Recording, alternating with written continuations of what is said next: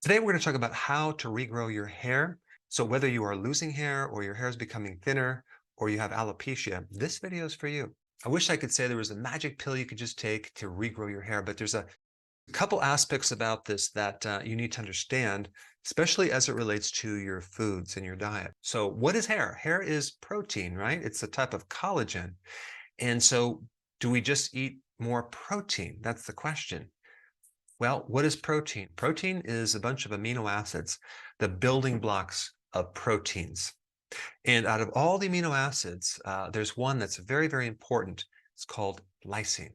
Lysine can have a huge effect over whether you grow hair or not. It seems to be one of the most important amino acids, but it can affect the hair in many different ways. The first being making sure your hair is very, very strong and elastic, okay? So how do you get lysine? What foods are high in lysine? Well, not plant proteins or grain proteins. Both of those are very poor sources of lysine. One of the best sources is, you guessed it, red meat. It's also in eggs.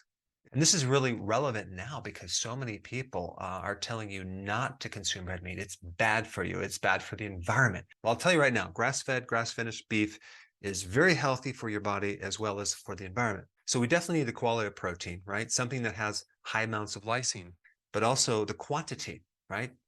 How much protein? Are you consuming enough protein? If you're doing a high quality protein, you won't need as much.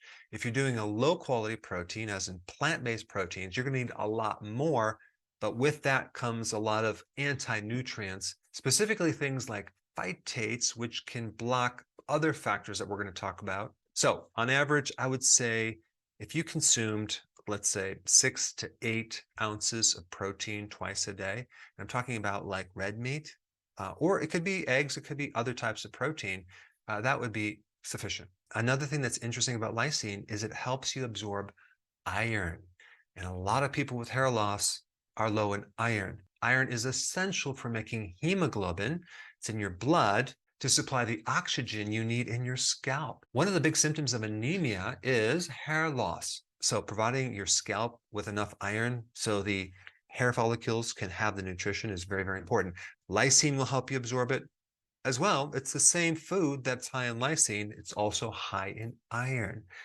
Red meat, animal protein, eggs. But when we think of iron, you want to think about everything red, like a red meat versus white meat, like chicken has a little less. It has some, but it's very, very high in red meat as well as organ meats. Now, I haven't left this topic of lysine because there's a couple things that you need to know about it.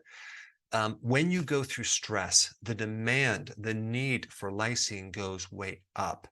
So if you're going through a lot of stress and you're losing your hair, that could just mean you need to increase more protein. And another factor for the absorption of lysine is if you have any type of inflammation in your gut, you have malabsorption, that could be the reason why you're not absorbing these amino acids. So here this person is eating a lot of grains, thinking they're good, creates inflammation in the gut because of the gluten and other factors. And then that person can't absorb amino acids and minerals anymore. And so now they lose their hair. So your gut is very, very important as well. And this could explain why a lot of people going on the carnivore diet get their hair back. Now, I personally am not on the carnivore diet. I like my vegetables, and I also like my animal proteins as well. But for those people that have gut inflammation, okay, I think they should go on the carnivore for at least a few months because certain properties in that meat will heal the gut. So there is a really interesting connection between your digestive system and your hair.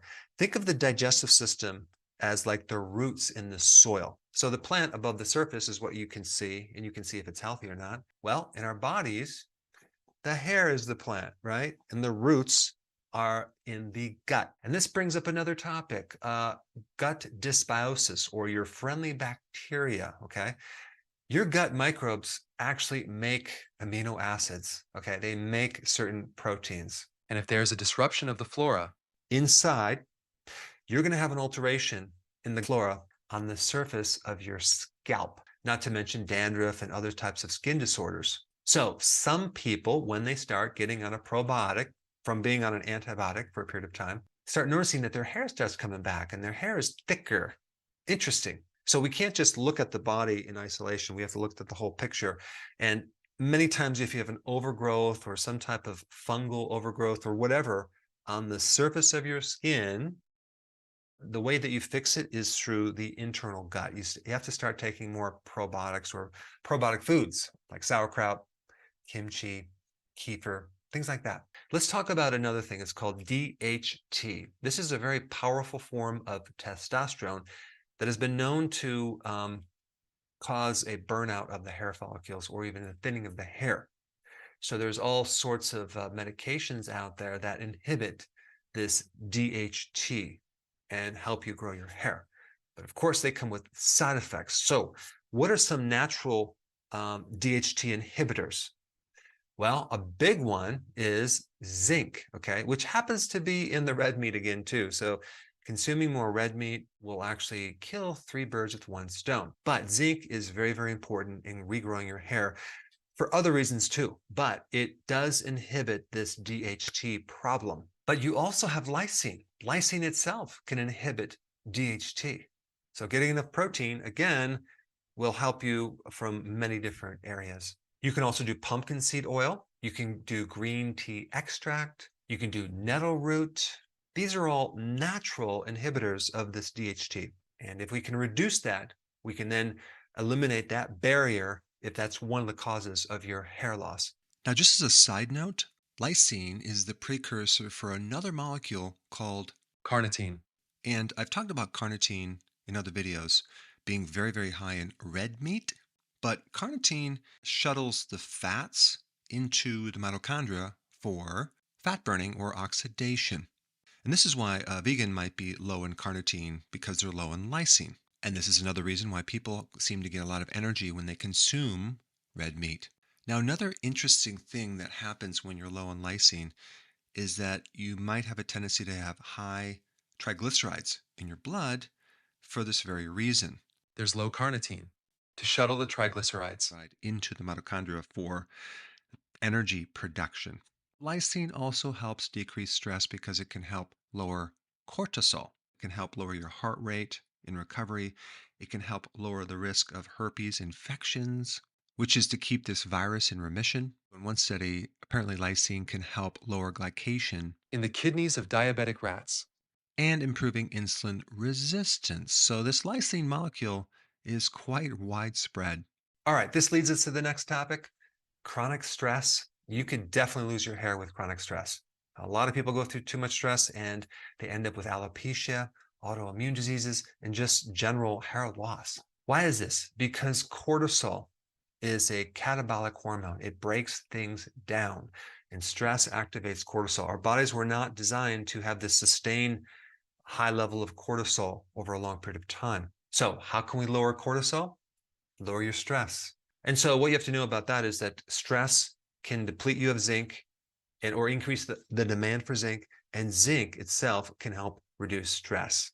And just as a side note, you need to really understand what can deplete you of zinc: sugar, alcohol, and stress. Other things are really important in reducing stress and also helping your hair at the same time: vitamin B1, other B vitamins too, like B5, B12, which can help someone if they have anemia.